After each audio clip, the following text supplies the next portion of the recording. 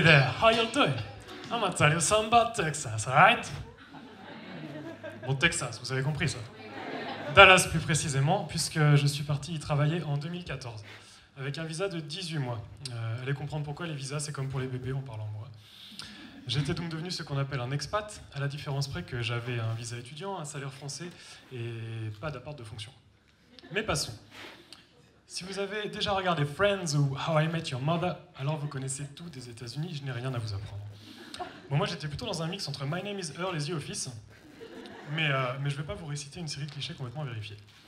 Non, moi mon problème c'est que je n'ai pas d'amis, je connais personne. Et le travail n'aide en rien. Ce n'est pas Jim, 54 ans, 3 enfants, 2 femmes, un chien et un pavillon avec double garage, ni James, 34 ans, programmeur fitness addict, ni Kyle, Mitch ou David qui vont m'emmener voir les meilleurs strip clubs du canton. Et vous avez bien entendu aucun prénom féminin. C'est donc mal parti pour ma vie sociale et sexuelle. Pourtant, je n'ai qu'une envie, me faire des muffins. Des muffins. Peut-être des enfants, je suis pas sûr. Vous allez me dire, tu vas dans un bar et tu rencontres des gens. Oui, mais non, moi je suis incapable de parler des inconnus, surtout si c'est des filles. Bon, malgré tout ça, j'ai quand même beaucoup de chance. Oui, car d'après Combini, Madame et le Huffington Post, je fais partie de la Generation Y, les milléniaux, les jeunes 2.0. Je suis donc accro au smartphone et vais utiliser le World Wide Web pour me faire des amis in real life. Au bout d'une semaine, seul dans mon hôtel de zone industrielle, je m'ennuie à mourir. Je m'inscris donc sur Internation. Internation, c'est un club d'expats, un réseau mondial avec des gens comme moi, quoi. Imaginez le Club Med du cadre sup ou la franc-maçonnerie en moins select. Me voilà donc la semaine suivante dans la queue d'un bar branché, trépignant d'impatience de rencontrer mes futurs BFFs et peut-être choper des petites astuces locales. Après avoir payé mon droit d'entrée de 15 $, on me donne une étiquette avec un drapeau tricolore et mon nom à côté. Quentin France. Si avec ça je suis pas la jambe du jardin de la soirée, faudra m'expliquer. Nous sommes tous confinés dans une partie du bar où les clients normaux n'ont pas accès, puisque eux n'ont pas payé. Cela dit, nous buvons tous la même bière et au même prix, et je suis arrivé trop tard pour le buffet gratuit. Vous comprenez ma frustration. Pour 15 $, j'aurais pu être de l'autre côté du bar et avoir déjà un verre dans chaque main. Bon, mais je suis pas là pour m'alcooliser, je suis ici pour rencontrer des milléniaux. Donc je prends sur moi, je fais mon plus beau smile, comme ça, qui s'apparente généralement à rictus, et je traverse la foule de quarantenaires en costard pour aller sur la terrasse, m'allumer une cigarette et regarder mon téléphone d'un air nonchalant. Mes efforts payent puisqu'un autre millénial en quête de vie sociale me demande mon briquet. Très vite, nous échangeons sur l'absurdité de cette soirée et finissons de l'autre côté du bar, à boire des coups au milieu des autochtones.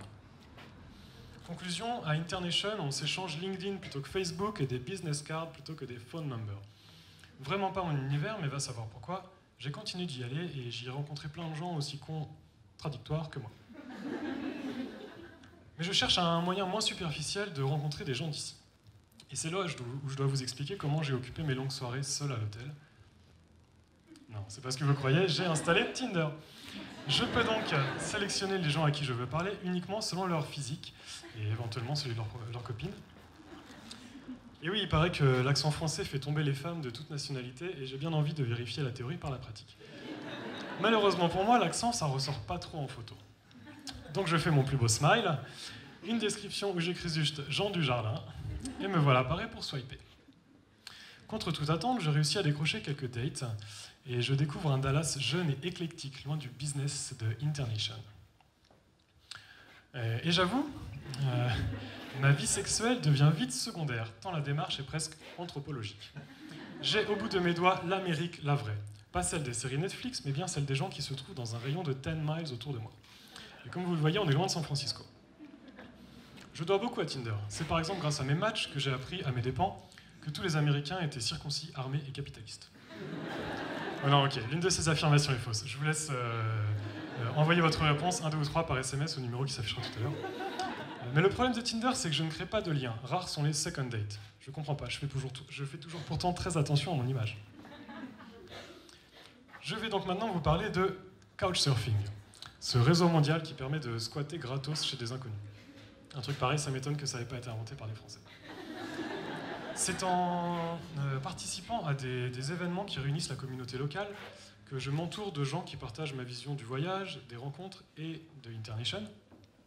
Et c'est en accueillant chez moi des gens du monde entier que je vis les moments les plus riches de mon propre voyage et en logeant chez des inconnus que je découvre le pays comme un local.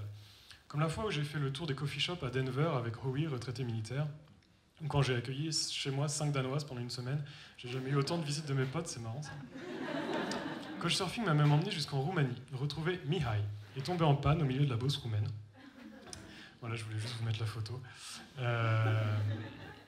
Alors une fois mon expérience terminée, à mon retour en France, je me suis rapproché de la communauté locale et j'ai continué de participer à ces événements dans ma ville natale, histoire de garder cette dynamique de rencontre à laquelle j'étais devenu accro, et aussi de me la péter un peu avec mon super accent texan.